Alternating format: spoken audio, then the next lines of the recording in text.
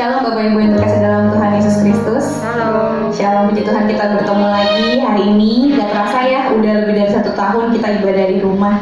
Tapi biarlah itu tidak menyurutkan sukacita kita. Amin. Biarlah kita tetap bersukacita, kita tetap semangat memuji dan memuliakan nama Tuhan. Hari ini bertepatan kita akan merayakan Paskah. Hari dimana hari yang sangat bersejarah bagi umat Kristiani pastinya ya. Biarlah di momen Paskah ini kita bisa kembali lagi menyadari betapa kasih Tuhan begitu luar biasa dalam hidup kita. Biarlah kasih yang Tuhan berikan gak kita terima hanya sekedar oh ya memang itu saya layak terimanya. Biarlah kita tidak menerima seperti itu, tapi kita sungguh-sungguh menyadari bahwa sebetulnya kita gak layak menerima kasih itu.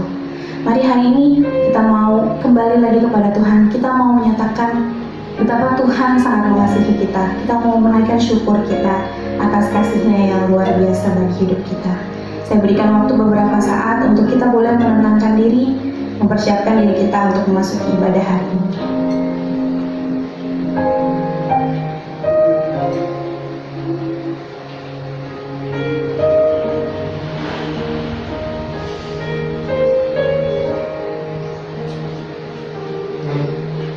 Kita menyanyikan kebaikan Tuhan, kita menyatakan Tuhan, kami mengasihi-Mu Tuhan. Engkau yang setia dalam hidup kami Tuhan.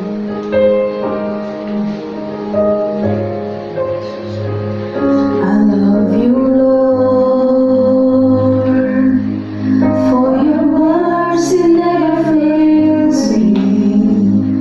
All my days I've been held in your hands.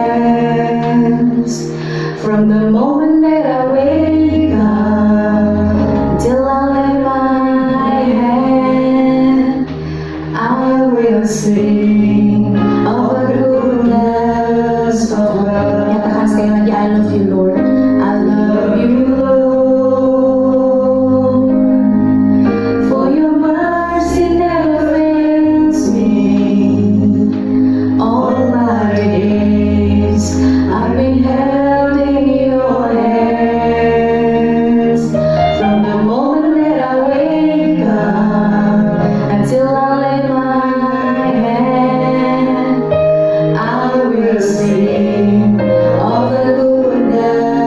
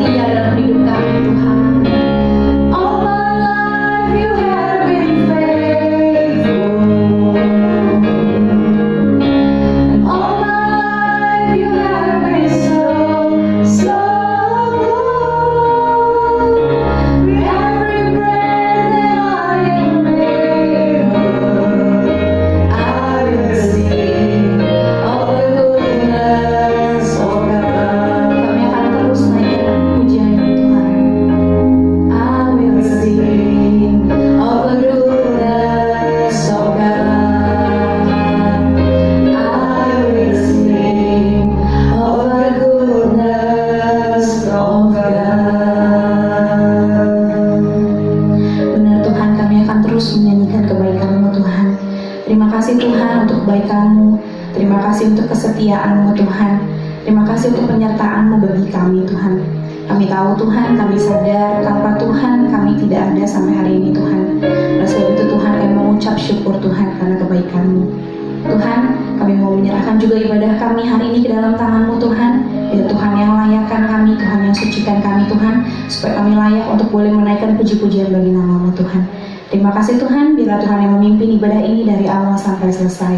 Dalam nama Tuhan Yesus kami sudah berdoa dan mengucap syukur. Haleluya, amin. Shalom, sekali lagi. Halo. Shalom, puji Tuhan. Mari kita tetap semangat memuji Tuhan. Kita mau naikkan langit dan bumi. Mari kita pujilah Tuhan kita. Yang di rumah boleh juga berdiri. Kita mau menaikkan pujian sama-sama. Kita mau bersuka cita. Boleh joget juga ya di rumah ini kan ya, nggak malu-malu jadinya ya.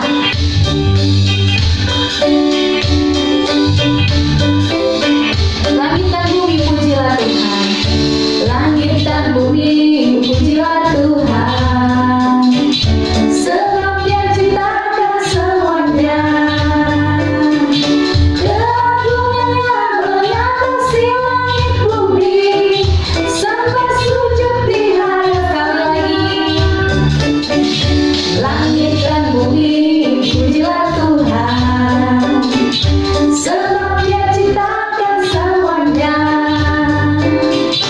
Keagungannya mengatasi langit bumi, sampai sujud di hadapan. Mari kita sembah Dia. Ku puji, ku sembah, ku puji, ku sembah Yesus Kristus Sang Penebusku. Ku puji, ku sembah, ku puji, ku sembah Yesus. Sekali lagi nyatakan langit dan bumi, mari kita pujilah Tuhan. Langit dan bumi pujilah Tuhan. Sebab Dia ciptakan semuanya. Keagungannya mengatasi langit bumi, sampai sujud di hadapan. Mari angkat tangan kita sembah Dia. Ku puji, ku sembah, ku puji, ku sembah Yesus Kristus Sang Penebusku. Ku puji, ku sembah, ku puji, ku sembah Yesus Tuhan dan Raja. Lagi ku puji, ku sembah. Ku puji, ku sembah, ku puji, ku sembah Yesus Kristus Sang Penebusku. Ku puji, ku sembah, ku puji, ku sembah Yesus Tuhan dan Raja. Haleluya, amin. Haleluya, amin. Haleluya, amin. Haleluya, amin. Haleluya, amin. Haleluya,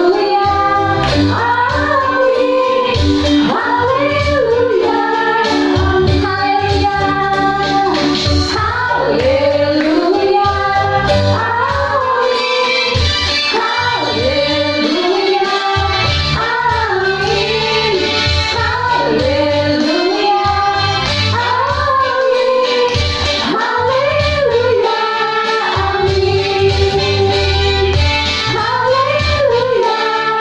amin. Haleluya, amin. Haleluya, amin. Beri kemuliaan bagi Tuhan kita. Puji Tuhan, kita sambung pujian kita. Sungguh nyata kasih-Mu Tuhan bagi hidup kami. Walau badai menghadang dan bumi pun bergoncang, kami tahu Engkau Tuhan yang tetap setia bagi kami.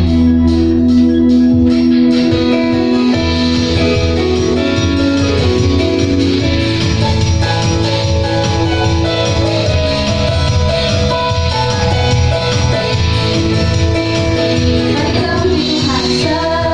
Seindahnya pelangi, sejarahnya menari, namun Kau yang terindah Tuhan.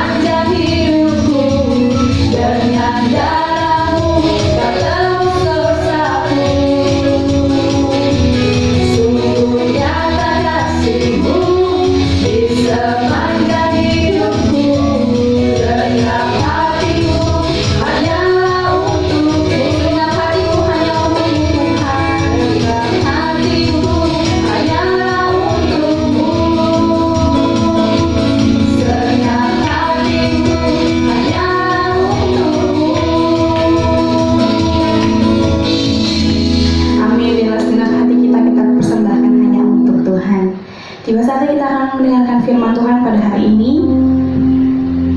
Mari kita siapkan hati kita untuk menyambut firman Tuhan.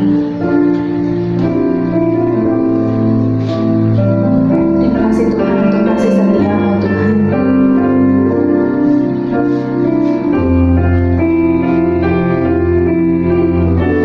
Kita menaikkan pujian, kasih Allah-Ku sungguh telah terbukti.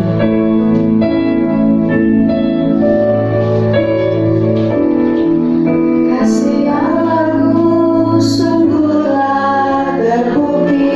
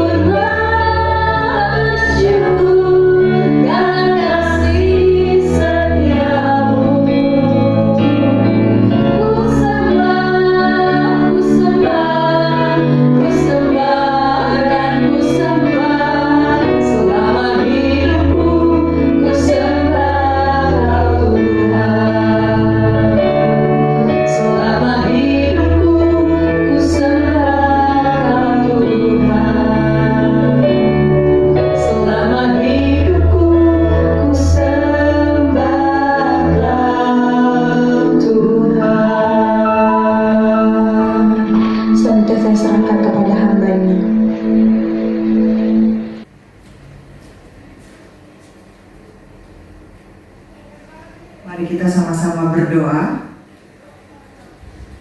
Bapa di dalam surga, terima kasih hari ini kami masih bisa mendengarkan sebagian kecil dari firman-Mu yang begitu luas itu.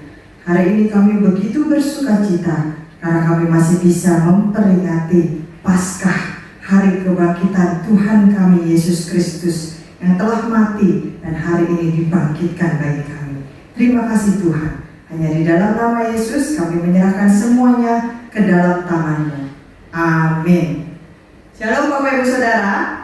Pertama-tama saya mengucapkan selamat Paskah. Hari ini harusnya kita merasa sangat bersukacita karena Paskah inilah, kebangkitan Kristus inilah yang menjadi dasar iman Kristen kita. Kalau Kristus itu tidak dibangkitkan, maka sia-sialah kita beribadah, sia-sia kita pelayanan, sia-sia kita malah percaya kepada Kristus. Tapi karena Kristus sudah bangkit, maka kita bisa memperingati Paskah dan memperbaharui komitmen kita. Yuk kita buka dulu Alkitab kita dari Yohanes, kitab Yohanes pasal yang ke-20 ayat yang ke-19 sampai 23. Yohanes pasal 20 ayat 19 sampai 23. Yohanes 20 ayat 19 sampai 23.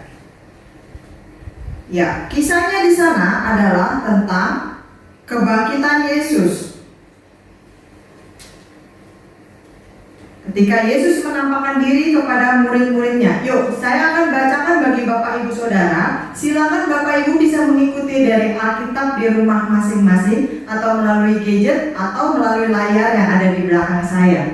Yesus menampakkan diri kepada murid-muridnya. Ketika hari sudah malam, pada hari pertama minggu itu, berkumpullah murid-murid Yesus di suatu tempat dengan pintu-pintu yang terkunci karena mereka takut kepada orang-orang Yahudi. Pada waktu itu datanglah Yesus dan berdiri di tengah-tengah mereka dan berkata, "Damai sejahtera bagi kamu." Dan sesudah berkata demikian, ia menunjukkan tangannya dan lambungnya kepada mereka. Murid-murid itu bersuka cita ketika mereka melihat Tuhan. Maka kata Yesus sekali lagi, "Damai sejahtera bagi kamu. Sama seperti Bapa mengutus aku, demikian juga sekarang aku mengutus kamu." Dan sesudah berkata demikian, ia mengembusi mereka dan berkata, "Terimalah Roh Kudus. Jikalau kamu mengampuni dosa orang, dosanya diampuni. Dan jikalau kamu menyatakan dosa orang tetap ada, dosanya tetap ada." Ya Bapak Ibu Saudara, dalam ayat-ayat yang tadi sudah kita baca, jelas dikisahkan bahwa Yesus menampakkan diri lagi kepada murid-muridnya. Kenapa saya katakan lagi? Karena ini bukan kali yang pertama Yesus menampakkan diri kepada murid-muridnya. Kenapa Yesus menampakkan diri kepada murid-muridnya selama 40 hari? Karena memang itu yang pada waktu itu dibutuhkan oleh murid-muridnya. Mereka takut, mereka gelisah, dan tadi sudah jelas mereka berkumpul di suatu tempat dengan pintu-pintu yang terkunci karena takut kepada orang-orang Yahudi. Sehingga Yesus merasa perlu menampakkan diri untuk mendampingi mereka, untuk menyatakan Alberta, Allah selalu beserta dengan mereka. Nah, bagaimana pesan-pesan Yesus dari perikop yang tadi sudah kita baca untuk murid-muridnya menjalani kehidupan mereka, menjalani hari-hari mereka pasca kebangkitan Yesus. Dan pesan ini juga yang bisa menjadi panduan di dalam hidup kita hari ini, karena kita juga memperingati Paskah, kebangkitan Tuhan Yesus Kristus, Juru Selamat kita. Yang pertama, saya ulangi ayat yang ke-19.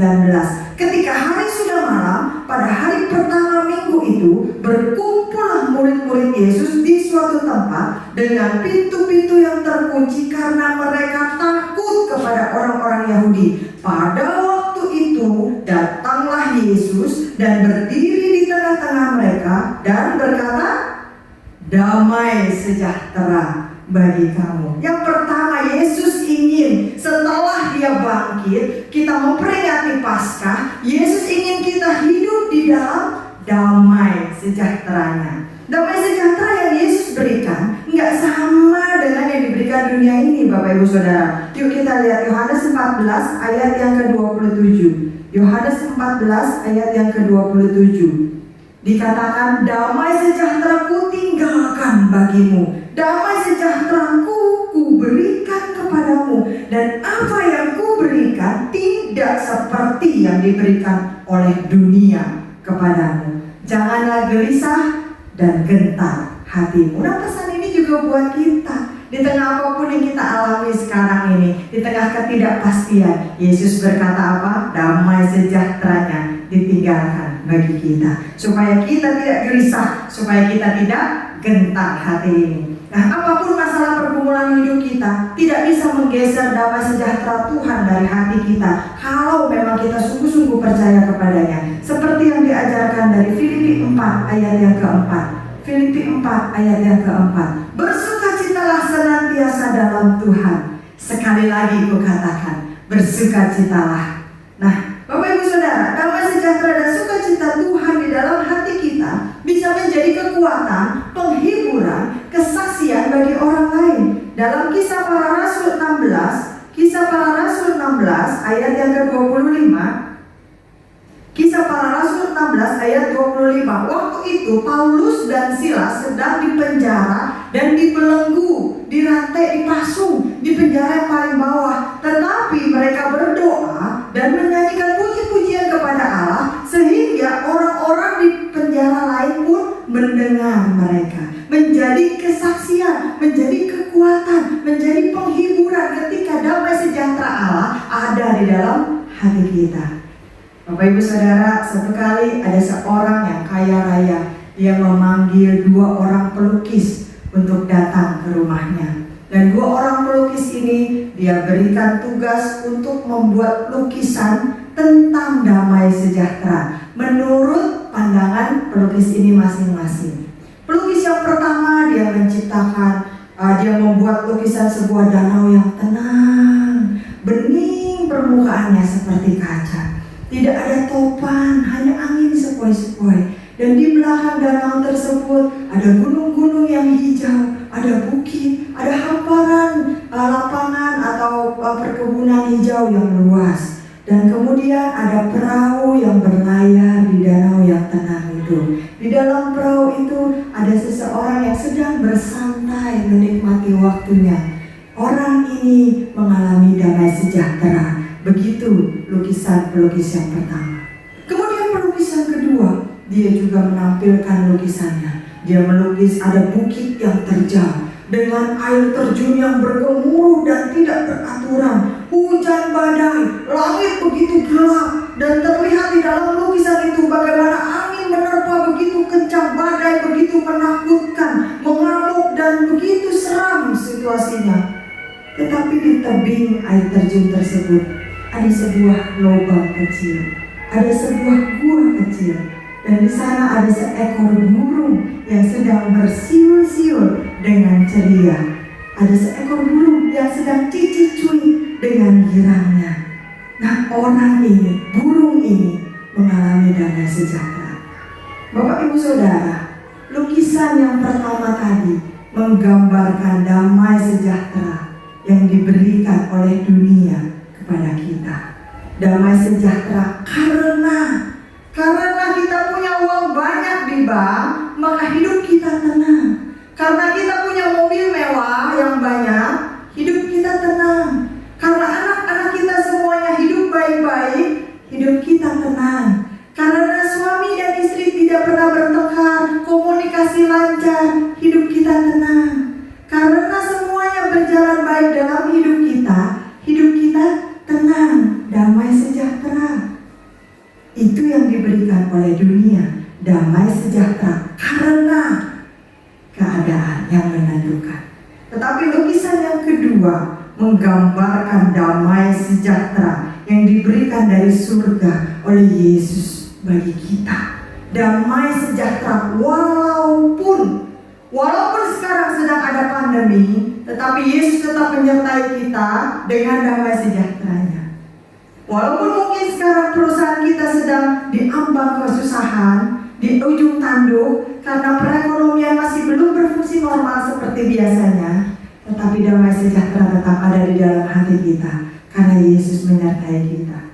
Walaupun mungkin anak-anak kita belum bisa bersekolah normal, tetapi damai sejahtera karena Yesus menyertai dan memberikan mereka kecerdasan. Walaupun kita belum bisa beribadah seperti biasanya berkumpul di dalam gedung, tetapi ada damai sejahtera ketika kita sungguh-sungguh mengikuti setiap ibadah online dengan kusuk dan penuh hikmat dan fokus.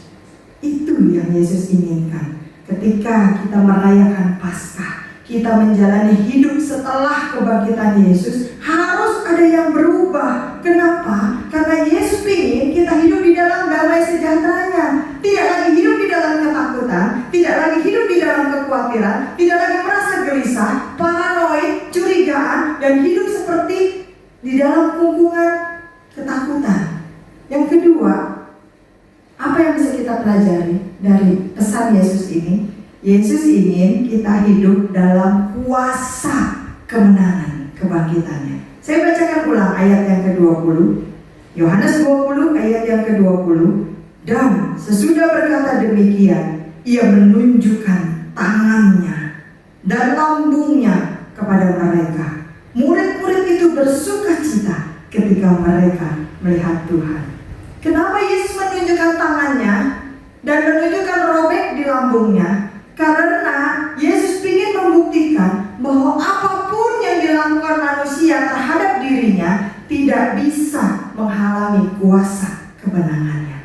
Karena sekalipun tangannya dipaku, kakinya dipaku, lambungnya ditusuk tombak sehingga robek, tapi Yesus tetap bangkit pada hari yang ketiga. Matius 28 ayat yang ke-18. Yuk kita lihat. Matius 28 ayat yang ke-18.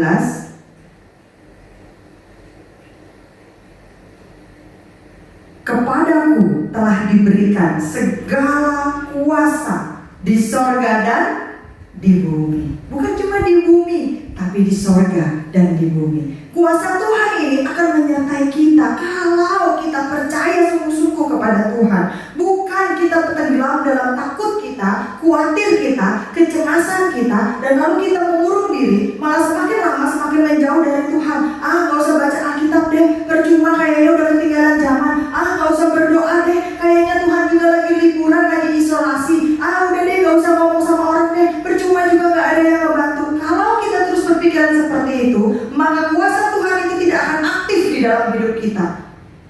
Kuasa kemenangan Yesus itu tidak bisa berfungsi di dalam hidup kita karena kita memilih untuk menjauhinya. Tetapi Yesus melalui pesannya dalam perikop ini, Dia ingin kita semua, murid-muridnya, anak-anaknya, hidup dalam kuasa kemenangannya.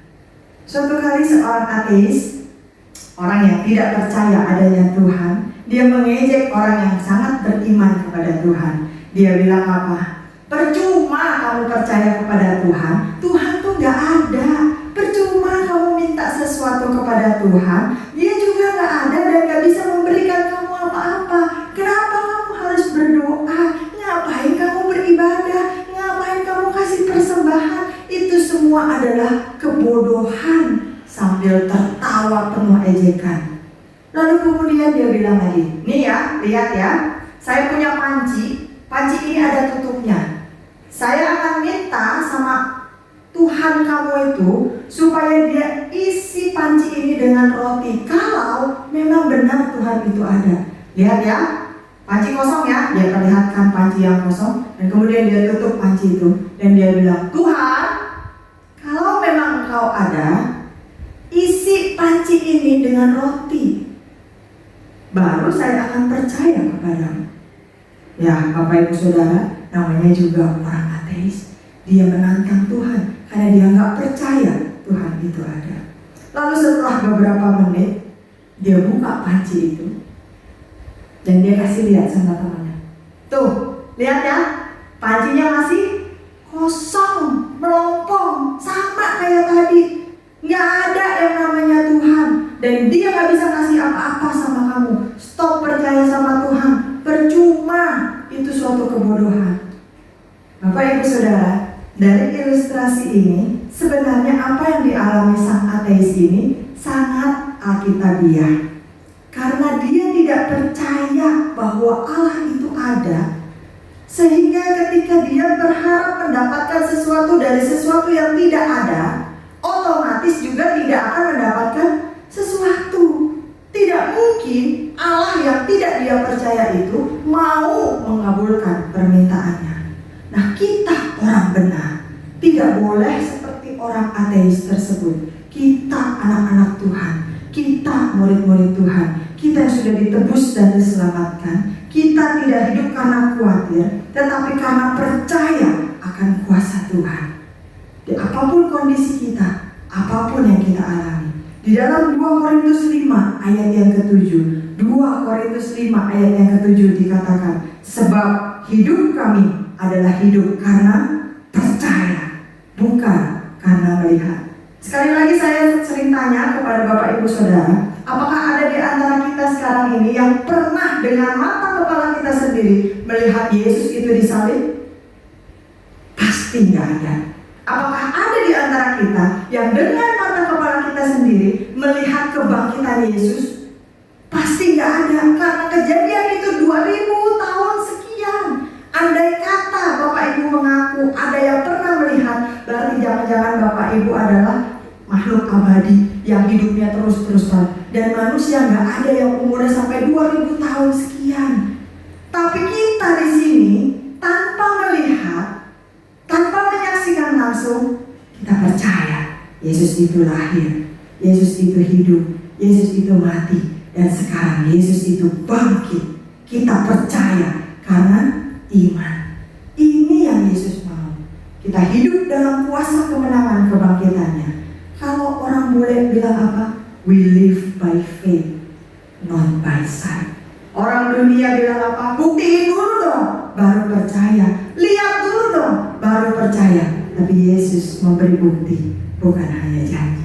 Banyak sekali bukti-bukti tentang kebangkitannya. Dan tahun-tahun yang lalu juga pernah saya ungkapkan fakta-fakta tentang penyelidikan. Bagaimana Yesus itu sungguh-sungguh lahir, Yesus itu sungguh-sungguh hidup, Yesus itu sungguh-sungguh disiksa dan mati di kayu salib, dan Yesus sungguh-sungguh bangkit. Bukti-bukti yang tidak terbantahkan oleh dunia ini. Tinggal sekarang pilihannya. Apakah kita mau tetap hidup di dalam ketakutan kita, atau kita mau menuruti pesan Yesus, hidup dalam kuasa kemenangan kebangkitannya. Yang ketiga, Bapak Ibu Saudara, kita baca ayat yang ke-21, Yohanes 20 ayat yang ke-21. Yohanes 20 ayat 21, maka kata Yesus sekali lagi, damai sejahtera bagi kamu, sama seperti Bapa mengutus aku, demikian juga sekarang aku mengutus kamu. Yang ketiga, apa yang Yesus mau dalam hidup kita setelah Dia bangkit? Yesus mau kita bisa hidup untuk memberitakan Injilnya, memberitakan kebenarannya.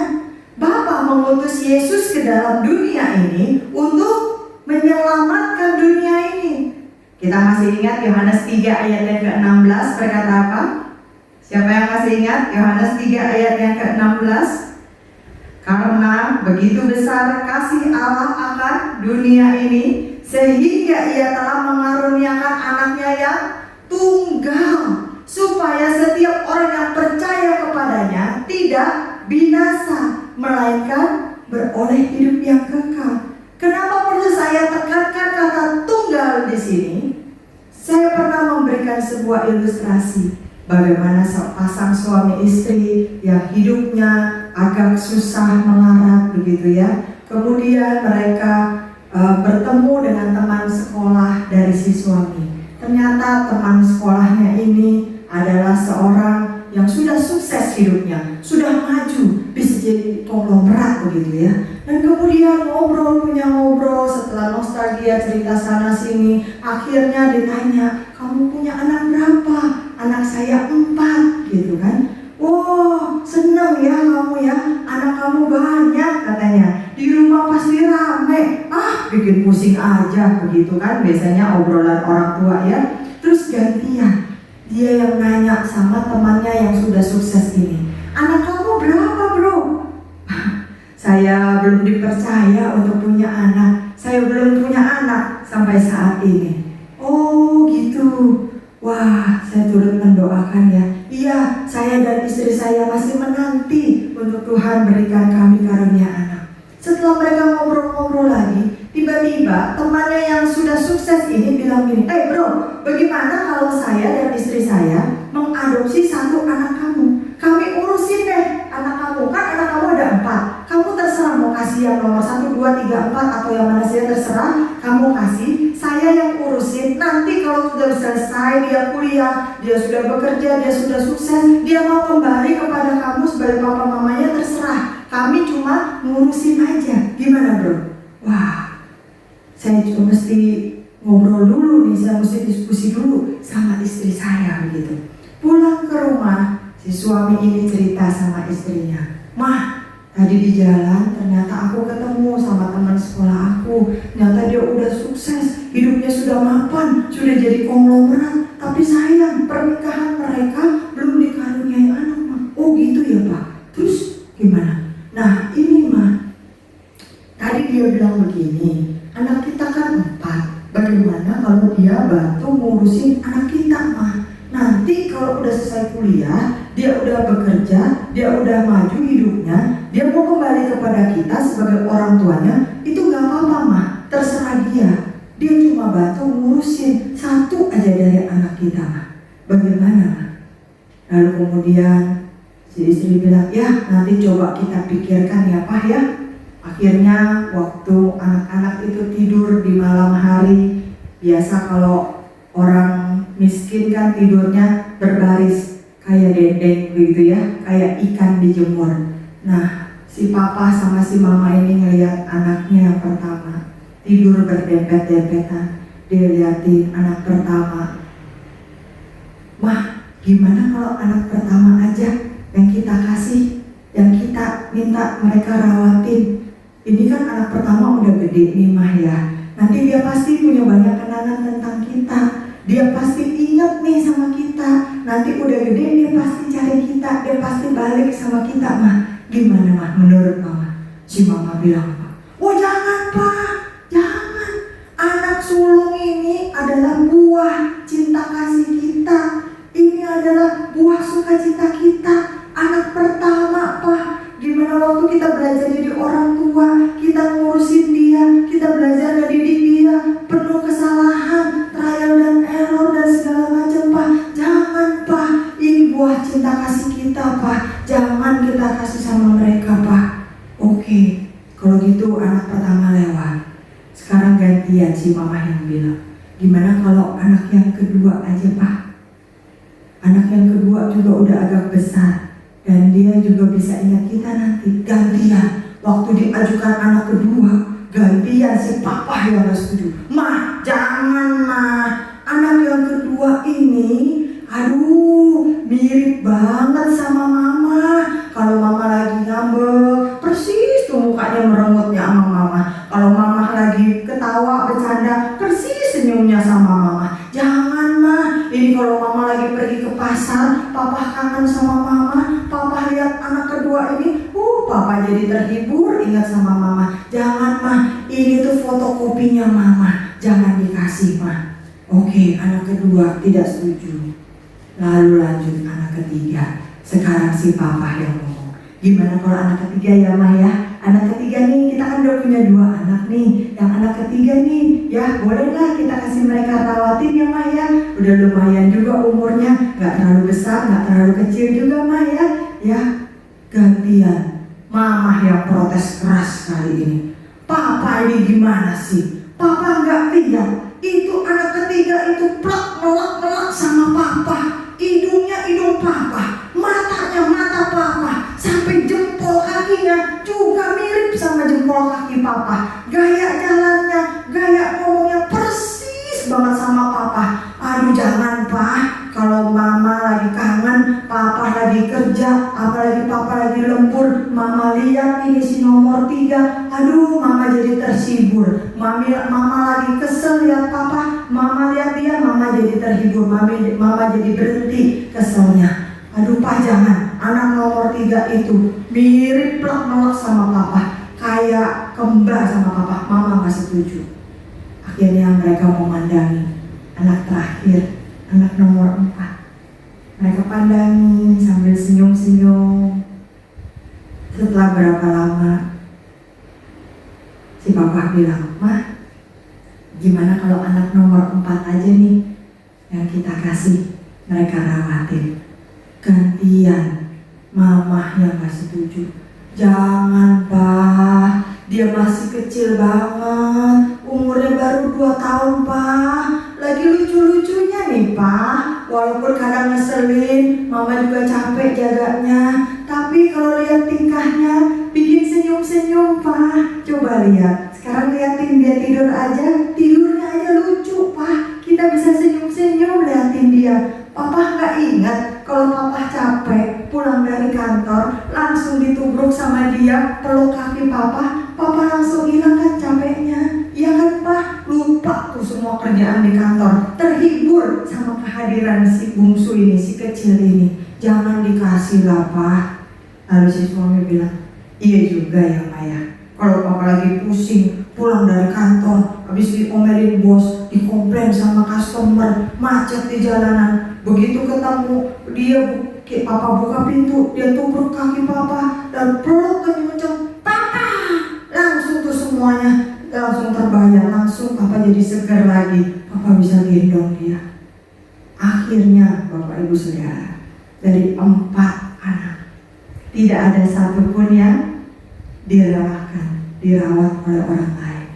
Padahal untuk hidup yang lebih baik, untuk pendidikan yang lebih baik, untuk kehidupan yang lebih baik, tapi mereka tidak rela memberikan 4 anaknya. Yohanes 3 ayat yang ke-16. Allah cuma punya 1 anak, satu-satunya, anak tunggalnya. Dia berikan ke dalam dunia ini untuk apa? Bukan untuk hidup enak, bukan untuk dicintai, bukan untuk dipuja, tapi untuk menderita, disiksa, dan mati di kayu salib. Pada akhirnya nanti, hari yang ketiga, dia akan bangkit kembali. Begitu besar kasih Allah kepada kita, manusia berdosa yang hidup di dunia ini. Anaknya yang tunggal dia berikan untuk menggantikan kita. Allah mengutus Kristus untuk menyelamatkan kita.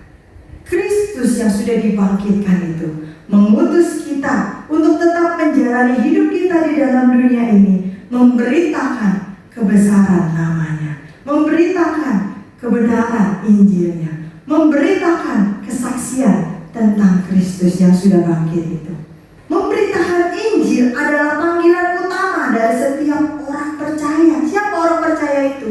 Kita, saya, Bapak, Ibu, dan Saudara, orang-orang Kristen, orang-orang yang sudah percaya kepadanya, dan juga kita sebagai satu komunitas gerejanya, satu tubuh Kristus. Makanya disebut amanat agung, pesan terakhir dari Kristus sebelum dia naik ke atas, ke surga. Nah, apa yang harus kita saksikan? Apa yang harus kita beritakan? Apakah kita semua harus jadi pendeta? Tidak. Apakah kita semua harus jadi penginjil? Tidak. Apakah kita semua harus jadi pengurus gereja beramai-ramai? Tidak, Bapak Ibu Saudara. Yang harus kita lakukan adalah kita harus cerita tentang Kristus. Kita harus melayani Tuhan di dalam dan di luar gereja. Kita harus menjadi saksi melalui apa? Kalau Bapak Ibu Saudara bisa mengikuti pendidikan formal di sekolah-sekolah teologi, puji Tuhan, itu baik. Karena pengetahuan kita tentang Alkitab bisa dididik, wawasan kita bisa dibukakan, dan kita akan lebih mengerti tentang firman Tuhan, tentang cara menyampaikannya, dan seterusnya. Tetapi seandainya sekalipun kita tidak punya kesempatan untuk mengikuti pendidikan formal di sekolah teologi, kita tetap bisa bersaksi. Melalui apa? Pengalaman hidup kita. Setiap kita pasti punya pengalaman hidup bersama dengan Tuhan. Setiap kita pasti punya cerita untuk diceritakan bagaimana kita hidup bersama dengan Tuhan. Pengalaman pribadi kita ketika kita berdoa dan Tuhan menyembuhkan sakit kita, itu bisa diceritakan. Pengalaman pribadi kita, bagaimana mungkin kita bisa membaca ayat yang sama, tetapi terus ada rema yang berbeda-beda yang berbicara kepada kita di dalam setiap kondisi sesuai dengan apa yang kita butuhkan pada saat itu. Itu bisa diceritakan. Pengalaman kita bagaimana ketika kita tidak punya orang lain untuk tempat bercerita, dan kita hanya bisa masuk di kamar, tutup pintu, tutup jendela, tutup hordeng, matikan lampu. Kita hanya bisa menangis tanpa bisa berkata-kata lagi, tapi ternyata ada kehangatan di dalam hati kita, ada tangan yang memeluk kita, dan kita merasakan damai sejahtera. Itu bisa diceritakan juga. Bagaimana ketika kita meminta sesuatu kepada Tuhan yang menurut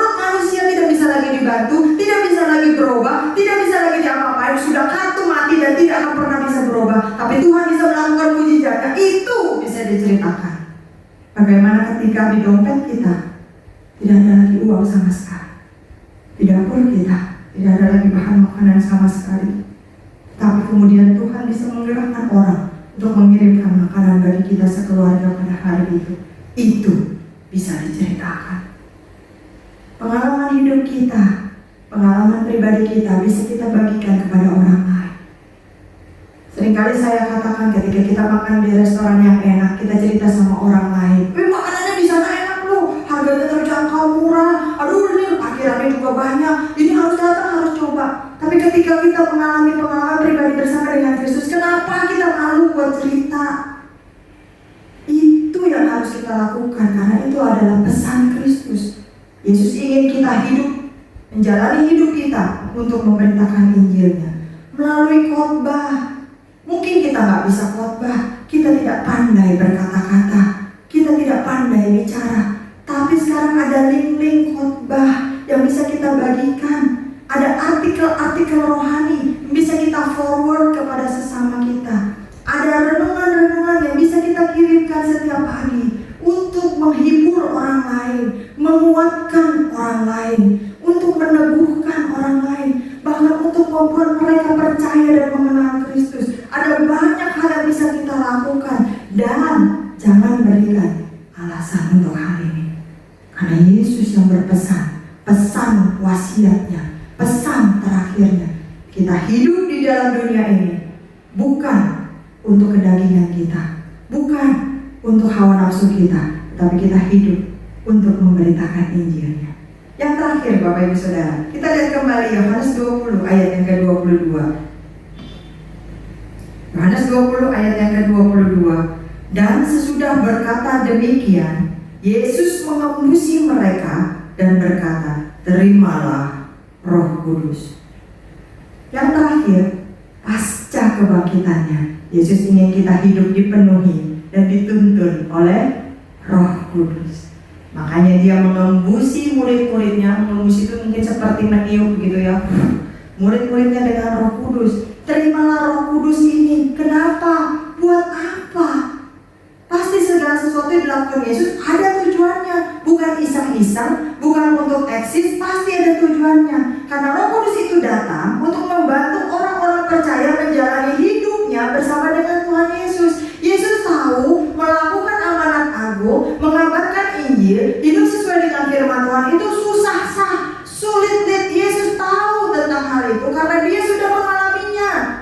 Oleh karena itu dia kirimkan Roh Kudus untuk membantu orang-orang percaya bisa tetap tegak berdiri, bisa tetap teguh menjalani imannya, hidup sesuai dengan firman Tuhan bersama Yesus pasca kebangkitannya. Sehingga apa? Sehingga kita juga bisa disebut anak-anak Allah. Kita disebut juga murid-murid Tuhan. Di dalam Roma 8 ayat yang ke-14, Roma 8 ayat yang ke-14 dikatakan semua orang yang dipimpin oleh Roh Allah adalah anak Allah. Termasuk saya, Bapak, Ibu, dan Saudara pada saat ini, dan murid-murid Yesus pada waktu itu, dan juga semua orang yang percaya kepada kuasa kebangkitan Yesus disebut anak Allah. Dan orang yang disebut anak Allah akan dipimpin juga oleh Roh Allah. Kemudian kenapa? Yang kedua alasan Yesus mengembusi mereka dengan Roh Kudus. Yesus ingin Roh Kudus itu tinggal di dalam kita dan murid-muridnya, karena Roh Kudus datang untuk memberi kita kuasa agar kita mampu memberitakan Injil, agar kita bisa menjadi saksi Kristus bukan hanya di tempat sendiri, tapi sampai ke seluruh dunia. Dimanapun kita berada, kita bisa menjadi berkat. Apapun yang kita lakukan, kita harusnya menjadi berkat. Kisah Para Rasul 1 ayat yang ke-8, Kisah Rasul 1 ayat yang ke-8 berkata apa? Tetapi kamu akan menerima kuasa kalau Roh Kudus turun ke atas kamu, dan kamu akan menjadi saksiku di Yerusalem dan di seluruh Yudea dan Samaria dan sampai ke ujung bumi. Ini yang Yesus mau. Yesus tahu melakukan ini sulit, sehingga kita diberi kuasa, kita diberi otoritas, kita diberi kemampuan, kita diperlengkapi melalui apa? Roh Kudus yang tinggal di dalam hati kita.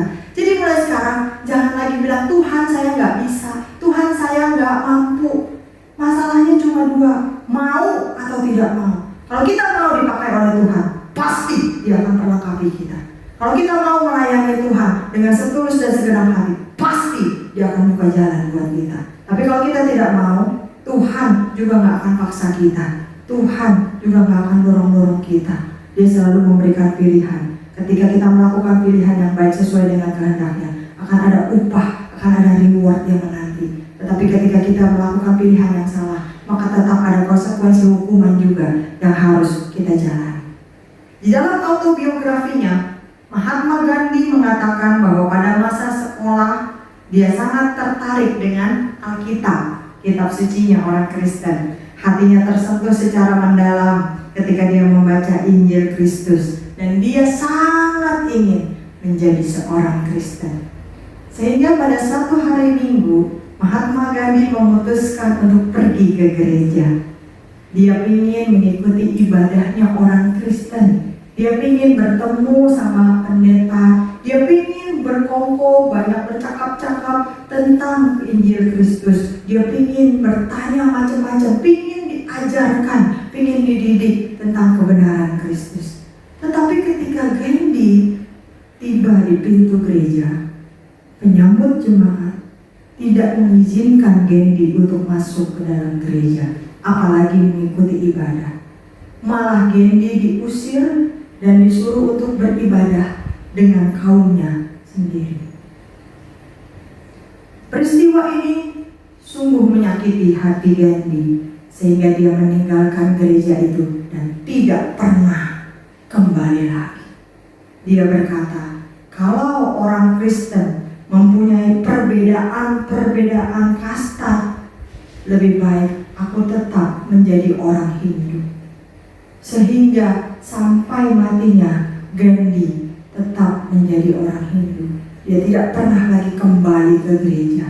Tetapi ada banyak kata-kata mutiaranya, ada banyak quotes-nya yang bisa kita pelajari. Salah satunya adalah dia berkata, I like your Christ, I do not like your Christians. Your Christians are so unlike your Christ. Saya suka Yesusmu, tapi saya tidak suka orang Kristen. Karena orang Kristen sangat tidak mirip dengan Kristus. Ini merupakan peringatan bagi kita. Ketika Yesus berpesan, kita harus memberitakan Injilnya. Ketika Yesus memberi kita Roh Kudus supaya kita hidup dipenuhi dan dituntun oleh Roh Kudus, maka hal-hal seperti ini tidak harusnya terjadi. Ketika kita melayani Tuhan dengan pimpinan Roh Kudus, tidak akan ada kesombongan di sana, tidak akan ada pujian bagi diri sendiri di sana, tidak akan ada keakuan di sana. Yang ada hanya Yesus. Kemudian Gandhi mengatakan lagi, if all Christians acted like Christ, the whole world would be Christians. Kalau saja semua orang Kristen itu bersikap seperti Kristus, maka seluruh dunia ini pasti sudah menjadi Kristen, sudah percaya pada Kristus. Tapi nyatanya ada banyak orang Kristen yang hidup tidak sesuai dengan pimpinan Roh Kudus. Ada banyak hamba-hamba Tuhan yang hidup tidak sesuai dengan firman Tuhan. Ada banyak pelayan-pelayan Tuhan bahkan mencemari kekudusan di dalam dunia pelayanannya. Ada banyak orang Kristen yang tidak menjaga kekudusan hidupnya, sehingga tidak mencerminkan Kristus di dalam hidupnya. Sangat jauh dari pimpinan dan tuntunan Roh Kudus. Apa yang kita buat, apa yang kita katakan, apa yang kita sikapi seringkali telah menjadi batu sandungan bagi orang lain untuk percaya dan mendekat kepada Kristus, ketimbang menjadi batu loncatan untuk iman mereka bisa naik ke level yang lebih tinggi dan semakin mendekat kepada Kristus.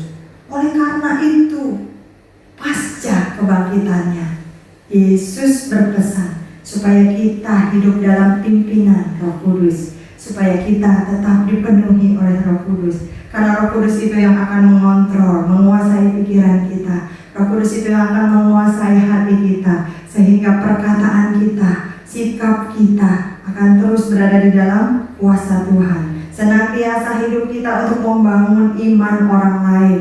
Ketika kita juga dibangun, sungguh-sungguh hidup di dalam Kristus. Nah, Bapak Ibu Saudara, selama kita masih punya kesempatan hidup di dalam dunia ini, mari kita jalani hidup kita bersama Yesus yang sudah bangkit. Bukan berapa lama kita hidup hidup di dalam dunia ini. Tetapi apakah yang sudah kita lakukan di dalam dunia ini? Apakah kita sudah mengerjakan apa yang Tuhan mau di dalam hidup kita ini? Apakah kita sudah mengusahakan kehendak Tuhan di dalam hidup kita ini? Apakah hidup kita ini sudah mengikuti apa yang Tuhan ajarkan? Kristus sudah bangkit bagi kita. Di dalam kuasa kebangkitannya, Dia ingin kita hidup dalam damai sejahteranya, bukan dalam ketakutan, bukan dalam kegelisahan.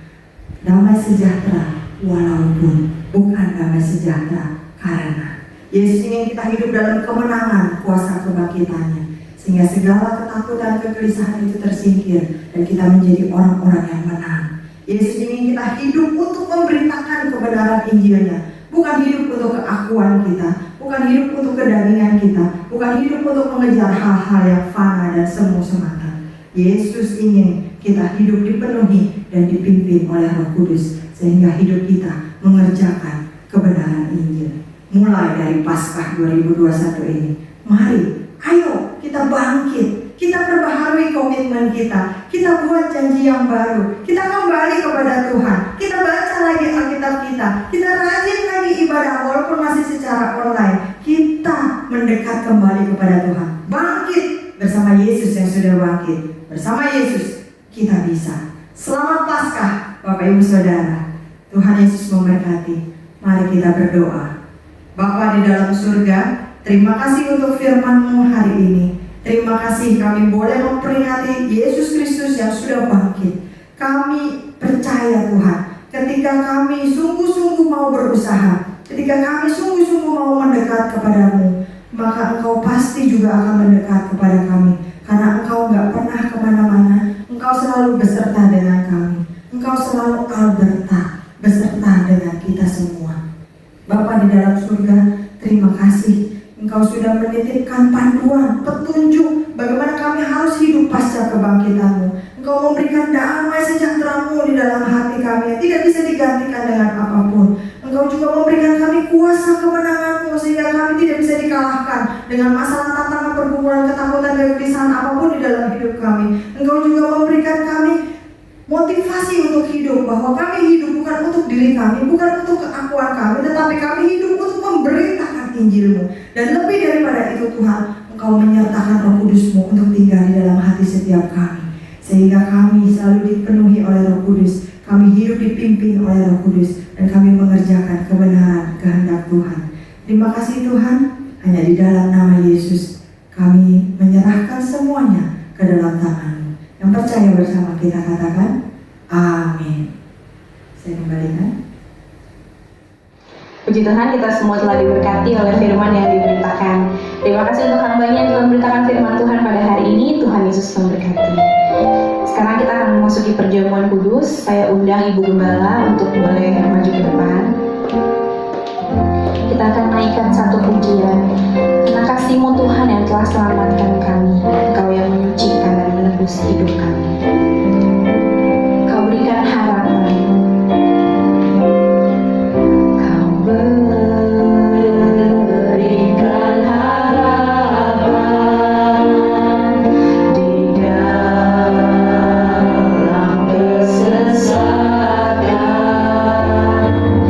Agunglah perbuatan-Mu, Yesus Tuhan.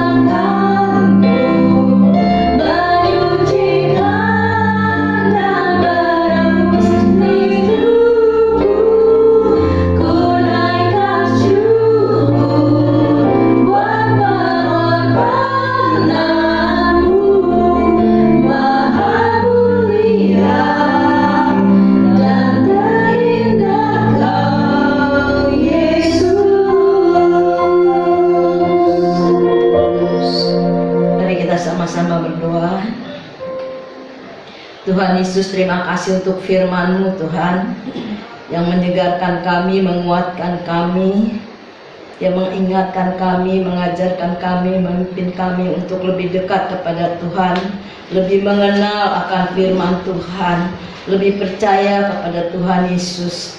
Terima kasih Tuhan.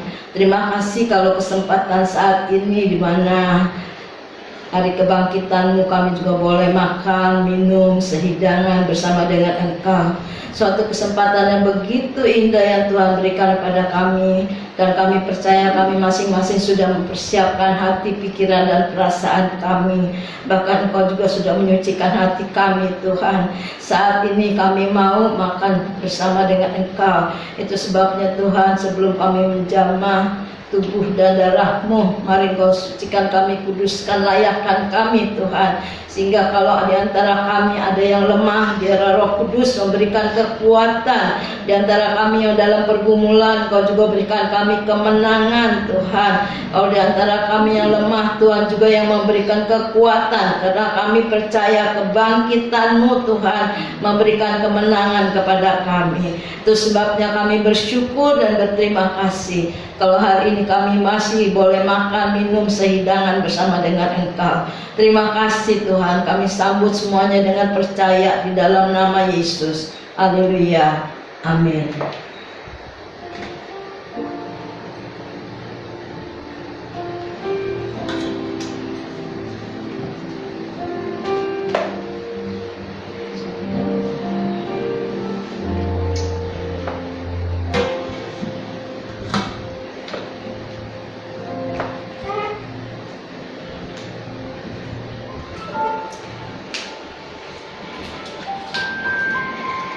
Saya akan bacakan firman Tuhan. Sebab setiap kali kamu makan roti ini dan minum cawan ini, kamu memberitakan kematian Tuhan sampai Ia datang. Jadi barang siapa dengan cara yang tidak layak makan atau minum cawan Tuhan ini, ia berdosa terhadap tubuh dan darah Tuhan. Karena itu, hendaklah tiap-tiap orang menguji dirinya sendiri, dan baru sesudah itu ia makan roti dan minum dari cawan ini. Karena barang siapa makan dan minum tanpa mengakui tubuh Tuhan, ia mendatangkan hukuman atas dirinya. Mari kita angkat tubuh Kristus lebih tinggi dari kepala kita. Kita akan berdoa. Tuhan Yesus, terima kasih. Biarlah tubuh-Mu yang menyatu dengan kami memberikan kekuatan yang baru kepada kami Tuhan, supaya kami tetap mengingat akan pengorbanan-Mu. Terima kasih Bapa, dalam nama Yesus kami berdoa. Haleluya, amin. Mari kita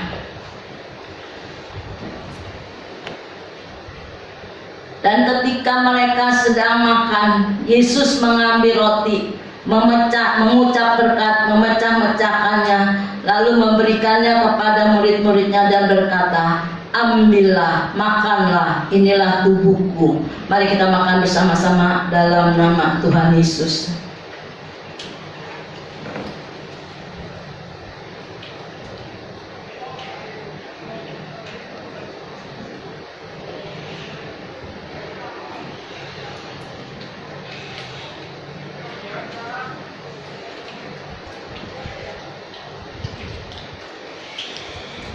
Saya ajak semua saudara-saudara berdiri, angkat darah Kristus lebih tinggi dari kepala kita.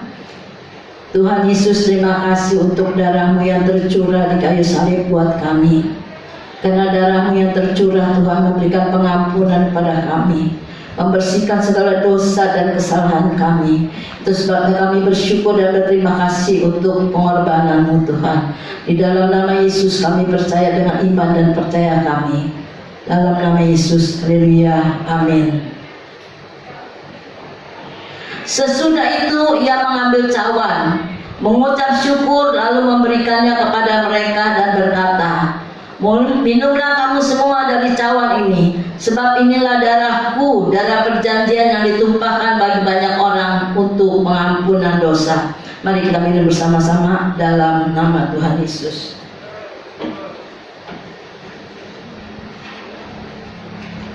Naikkan syukurmu kepada Tuhan.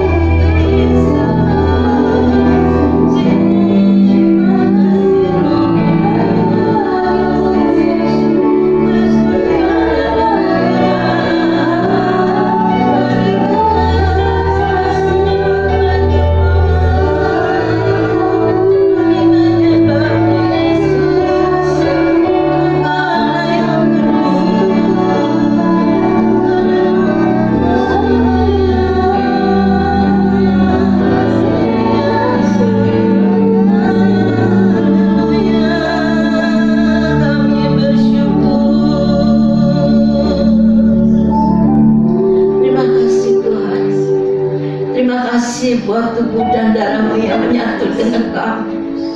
Kami percaya Tuhan, kami yang datang dengan segala sakit penyakit, tubuh dan darahmu sudah menjamah kami.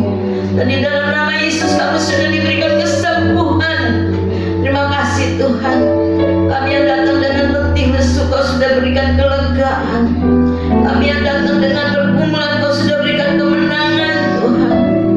Oh Yesus, setiap masalah persoalan yang kami punya, yang kami bawa kepadamu Tuhan, Kau yang menyelesaikan ya Tuhan.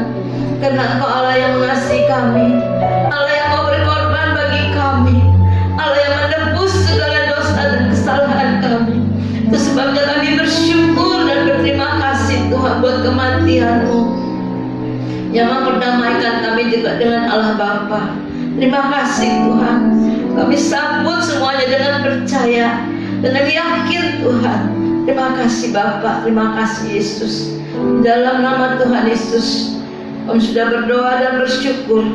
Engkau juga yang memperbaharui hidup kami Tuhan. Terima kasih Bapa, yang lama sudah berlalu, yang baru sudah terbit. Di dalam nama Yesus kami bersyukur dan mengucap syukur. Terima kasih kepadamu Bapa. Haleluya. Amin.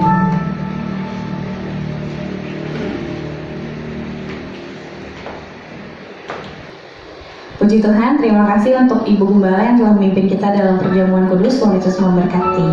Bagi Bapak Ibu Saudara yang terkasih yang ingin memberikan persembahan, bisa langsung ke nomor rekening yang ada di sebelah sini. Biarlah kita juga boleh menunjukkan rasa kasih kita kepada Tuhan dengan memberikan persembahan bagi gereja kita. Kita akan mengakhiri ibadah kita pada saat hari ini. Saya undang semuanya untuk boleh berdiri, baik yang di rumah ataupun yang di sini.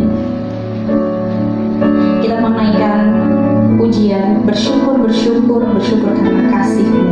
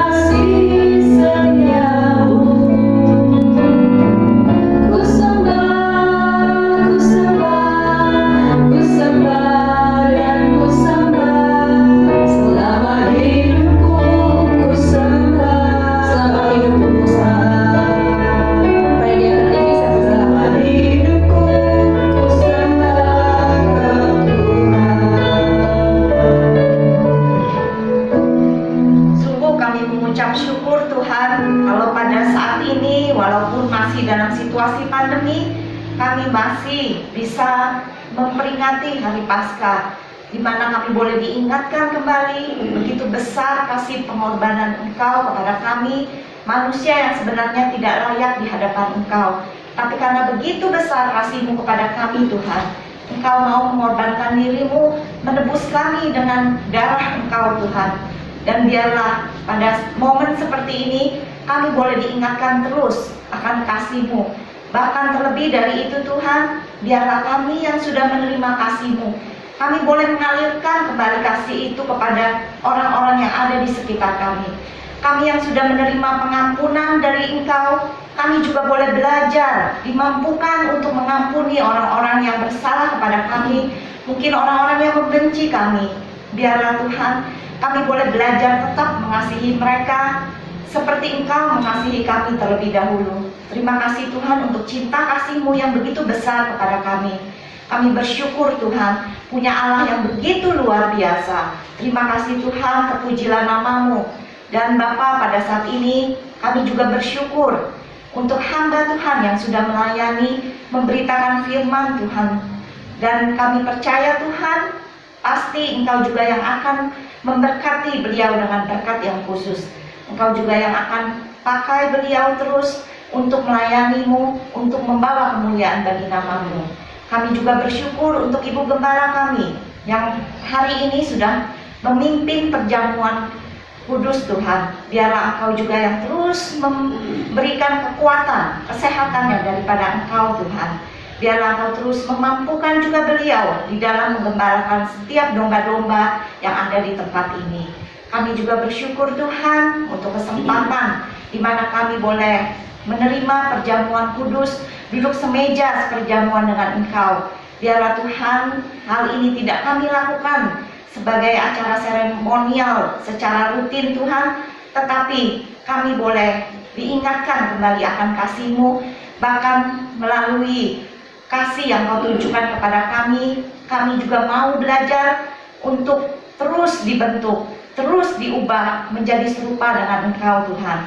Biarlah kami sudah meninggalkan hidup kami yang lama, cara hidup kami yang lama, dan kami mau menjalani cara hidup kami yang baru, yang sesuai dengan kehendak Engkau. Terima kasih Tuhan, kami juga mau menyerahkan untuk saudara-saudari kami dimanapun mereka berada Tuhan. Kami percaya ketika kami mengikuti perjamuan ini menjadi satu dengan tubuh dan darah-Mu, maka kami yang sakit di dalam nama Tuhan Yesus, maka kami telah disembuhkan. Kami yang letih lesu, Engkau sudah berikan kelegaan. Kami yang masih dalam pergumulan, kami juga yakin percaya Engkau juga yang akan memberikan jalan keluar bagi kami. Kami yakin percaya ke-21 berkat yang Engkau janjikan pasti akan menjadi milik kami. Terima kasih Tuhan. Kami juga tidak lupa berdoa bagi bangsa dan negara kami, khususnya Bapak Jokowi sebagai presiden kami Tuhan, dan beserta wakil dan seluruh menteri yang ada, dan juga untuk kepala pemerintahan baik dari daerah sampai ke pusat Tuhan. Biarlah Engkau terus berkati mereka, berikan kekuatan kesehatan, bahkan juga hikmat yang daripada Engkau, rasa takut akan Engkau, sehingga mereka juga bisa memimpin negara ini dengan baik, mengambil keputusan yang bisa membawa kemajuan bagi bangsa dan negara kami.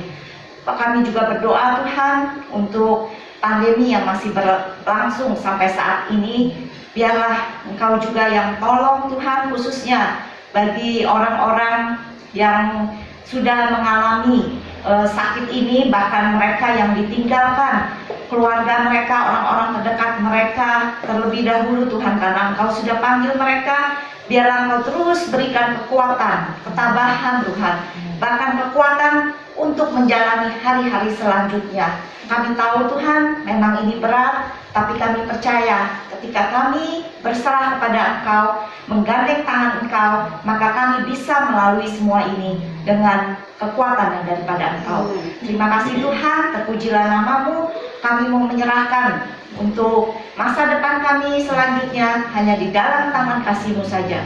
Hanya di dalam nama Tuhan Yesus kami berdoa dan mengucap syukur. Doa berkat akan disampaikan Ibu Gembala. Kekasih-kekasih Kristus yang diberkati Tuhan, pulanglah dan terimalah berkat Tuhan. Turunlah kiranya atas saudara-saudara semua kasih, karunia, dan damai sejahtera dari Allah Bapa, pengampunan dan kasih sayang dari Tuhan Yesus Kristus, penghiburan, penyertaan, bahkan pimpinannya melalui kuasa Roh Kudus memimpin kita sekalian, mulai saat ini sampai Maranatha Tuhan Yesus datang yang kedua kali. Di dalam nama Tuhan Yesus kami sudah berdoa dan bersyukur. Haleluya. Katakan semua amin. Nyanyi pujian bagi